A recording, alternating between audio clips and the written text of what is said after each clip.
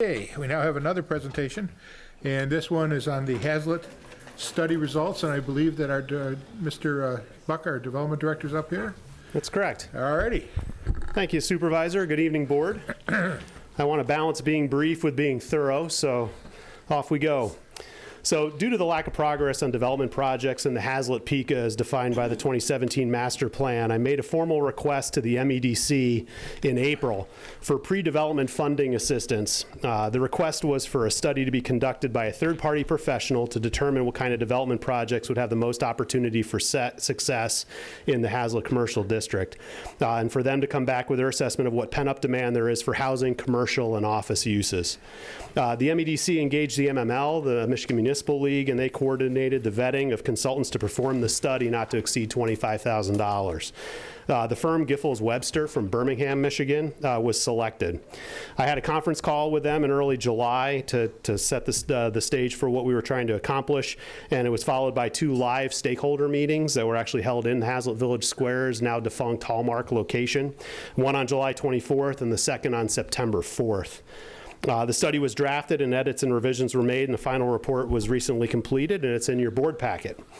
The study area spans along Marsh Road from just south of Haslett Road and up to just north of the Lake Lansing Road intersection. And the summary of their findings is in my staff memo, and that's between now and 2025. The study believes that the area can absorb between 37 and 347 residential units, between 62 and 141,000 square feet of new commercial space, which I'll talk about all of this in detail, and between 17,000 and 40,000 square feet of new office space.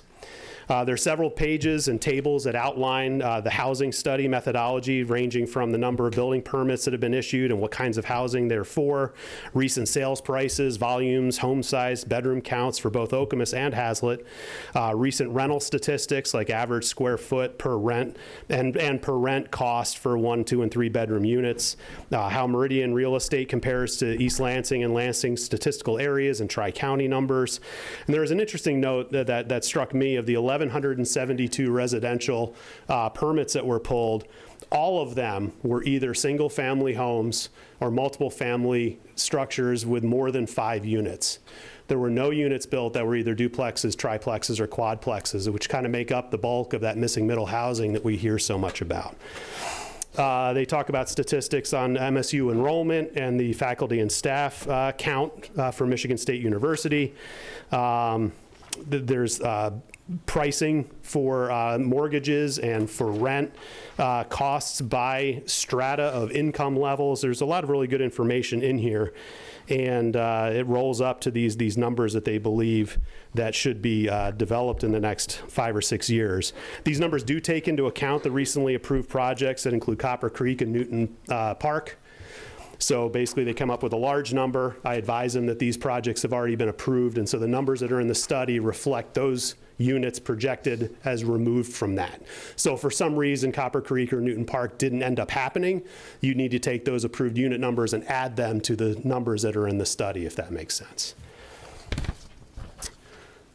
So on the commercial front, it's estimated that Haslett could absorb between 62,000 and 140,000 square feet of new retail. But understand that this is not that amount of square footage of new buildings that need to be built. It takes into consideration that we have vacant commercial property, as we all know, which is one of the reasons why we did this study. So it's not that we need to get to 100% occupancy and then build between 60 and 140,000 square feet of new commercial space. We need to occupy about that much new space with commercial because there's a need for shopping options in the Haslett area. So clearly decisions need to be made as to whether there's a concerted effort to try to occupy these existing empty buildings or whether there's demolition of existing buildings and new, more modern and welcoming storefronts are created in their place. So, but those are the numbers. On table 14, you'll see an explanation as to what types of commercial uses would be welcome by square footage. So, and then on the last page, which is the following page from table 14, you'll see an explanation, kind of a key as to what kinds of uses are meant by each macro bucket, I would call it. So for example, differentiating what transportation and vehicle services means, or what food versus eat and drink means, and what general merchandise versus miscellaneous means. What kind of uses would be welcome in those varieties, and what types of things go into those buckets. Then from an office perspective, they mentioned between 17 and 39,000 square feet of office space, and the recommendation was discussed as more of the co-working space, the live-work space, kind of more modern office square footage would be welcome. That's actually kind of a small number, so office, in my opinion, is a little bit of a back burner, I guess, in the opinion of these experts. So I guess in conclusion, or in summary anyway, the consultants made some final conclusions regarding where they would put things if they had the proverbial magic wand. Clearly, private landowners are in control of whether or not they want to sell their property, when they might choose to do so. But if given a blank canvas, on the summary page in the back, you'll see that they actually think that Lake Lansing and Marsh Road interchange would be ideal for more dense housing stock due to its proximity to the park and Lake Lansing South.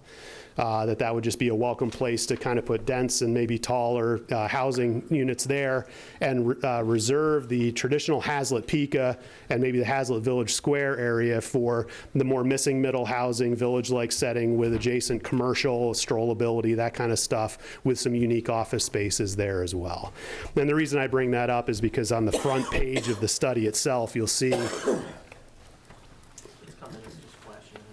Okay. You'll see a design on your sheet if you can take a look at it, but I'm not sure what we got going on here. But basically up here, you've got the southern intersection. I'll just let you take a look at it on your paper because it doesn't look like that's going to stay.